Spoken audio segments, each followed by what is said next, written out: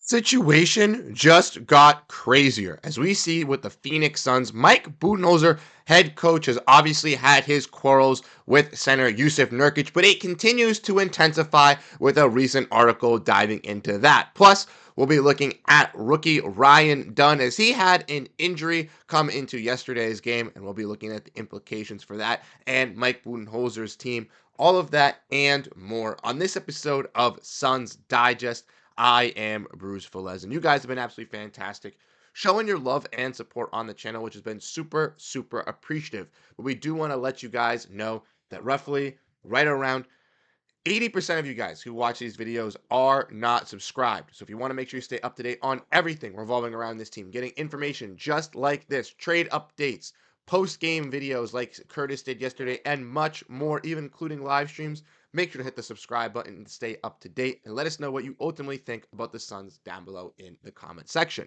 But without further ado, ladies and gentlemen, let's dive into this video at hand. Make sure to grab a snack. And like I said in the introduction, we're going to be going over a little bit of some sad news first, as we'll be diving in and going over a little bit of an injury update, as we see, courtesy of the Suns, that Ryan Dunn, the rookie, the standout player for the Suns this season, has suffered an ankle injury early on yesterday's contest versus the Washington Wizards. So we have a little bit of an update here from Gerald Bourguet, letting us know that Coach Mike Budenholzer said the imaging on Ryan's Dunn ankle was negative, and they'll see how he responds. So basically, a little bit of some better sides for the Suns on learning about this injury. Obviously, nothing fractured, nothing realistically broken with the ankle, which is nice. Might be just a tweak, might just be a little bit of a sprain. Something hopefully the Suns could get through and be able to power through by over in these next couple games. Maybe Ryan Dunn will be able to be back by Monday, or it would be only out for a couple of games, which would be key for the Phoenix Suns, as he's obviously their best perimeter defender and has been a fantastic addition for the Suns just this season. But since he's been implemented into the starting lineup, has been a key disruptor for this Suns team.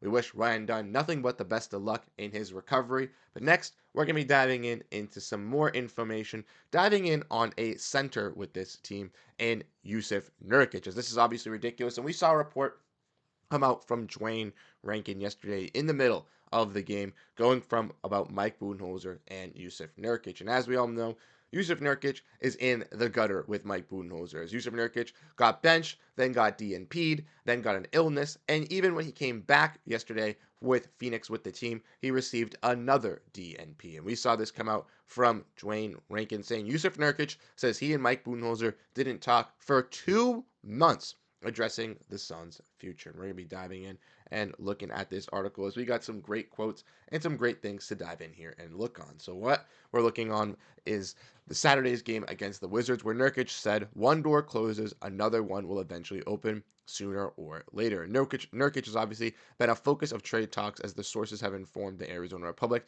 that the Suns have been trying to move him. Nurkic believes that he still will be with the Suns after the February 6th trade deadline, but he wouldn't be surprised if the Suns trade him. He said, "Yeah, for sure." He said when he asked if he'll believe with the Suns, if he asked if he believes he'll be with the Suns after the trade deadline, because we are Phoenix and the new CBA and all the rules, it's not easy to get traded. And when you're over the second tax apron, even that I can't control. Nurkic said he's prepared for a trade if it does happen, though, as Nurkic is in the third year of a 4-year, $70 million deal he signed with the Blazers. And as we all know, if the second apron did not exist, if there was not these restrictions, Jusuf Nurkic would have already been offloaded from the Phoenix Suns. It's all for the fact that certain teams can't take the contract of Jusuf Nurkic. Some teams aren't going to want to send out representative salary, or if they are sending out representative salary, they're sending out a player that's hurt or a player that also is on a bad contract, and the Phoenix Suns don't want that necessarily either, which makes it very, very restrictive.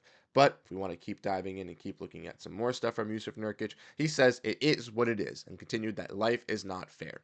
He also added to say that Nurk said that Mike Budenholzer and him didn't talk for 2 months, which I find kind of ridiculous, as we'll get into in a little bit, as he said this is inconsistent to him, with him saying Mike Budenholzer didn't inform him about a decision for him not to play on January 9th. Nurkic also didn't see any action in the next home game versus the Jazz. So Nurkic says that Budenholzer didn't even tell him that he was going to be getting benched, and says we don't have a relationship, so it's fine. For me, just a pro, and I'm just going to do best what I can, work and stay ready for whatever might be. But there's no chaos for bringing that to that team. They already have plenty of it. Trying to be as professional as I can and work my ass off for something else. So that's how Nurkic just feels. And honestly, I kind of find this a little bit BS in my opinion. I ultimately do not believe that Nurkic and Mike Budenholzer didn't have a relationship. I ultimately don't believe that Nurkic was not told about his benching in this game. It is kind of like frowned upon, kind of telling, as you could see from Jusuf Nurkic's play style. You could kind of understand why Mike Budenholzer was getting frustrated with Jusuf Nurkic after he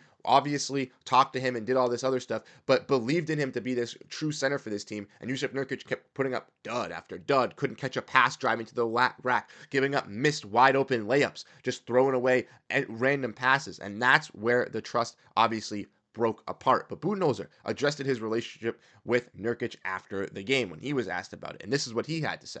He said, "It's never easy in this league. He hasn't played. I'm sure he's frustrated. I respect that.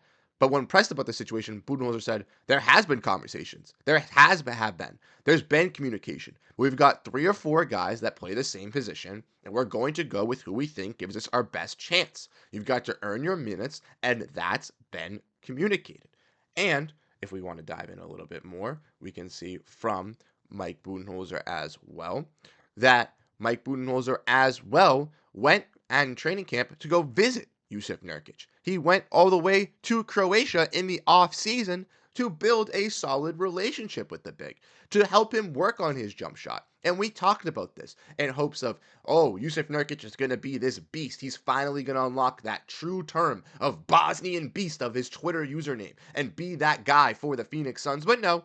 Of course not. Jusuf Nurkic is not going to do that. He's, again, once not going to be able to catch an entry pass, driving to the rack. He's going to pass up wide open layups to give them to Kevin Durant for threes. He is going to be getting booed by the fans. He's going to be talking crap, and he's going to be sitting out of games as well. And Nurkic, obviously, was available to play in this game versus the Wizards last night, but did not play. But for this Suns recent road trip, he missed the game, obviously, with the flu. And he says he feels good, he feels better now, saying it was a bad flu, that it was too late to catch the plane, as Nurkic wasn't with the team, but that was 5 games. But like I said, Jusuf Nurkic saying that him and Mike Budenholzer don't have a relationship, I'm calling a little bit of BS because, like Mike Budenholzer said, there has been stuff that's communicated. Mike Budenholzer has said, even when Jusuf Nurkic came back, that the best players are going to get those starting minutes, basically saying F you to Nurkic, but letting him know that if you're not going to be a piece that's going to look good in our system, you're not going to play. And clearly, Nick Richards was that piece that the Suns ultimately needed. We broke that down, or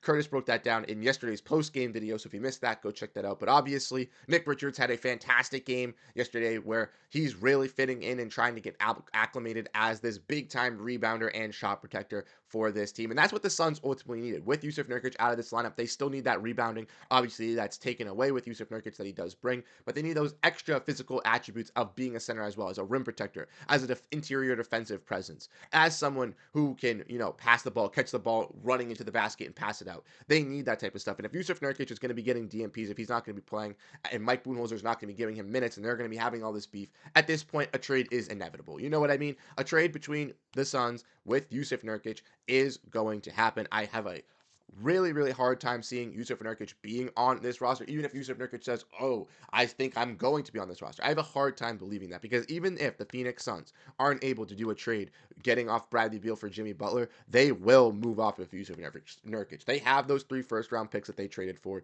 and they got those 3 first-round picks to help them make a move for Butler and to help them obviously move off of Jusuf Nurkic's contract. And I do think that they will do at least one, if not both of those, by the trade deadline, because at this point, the relationship is tarnished.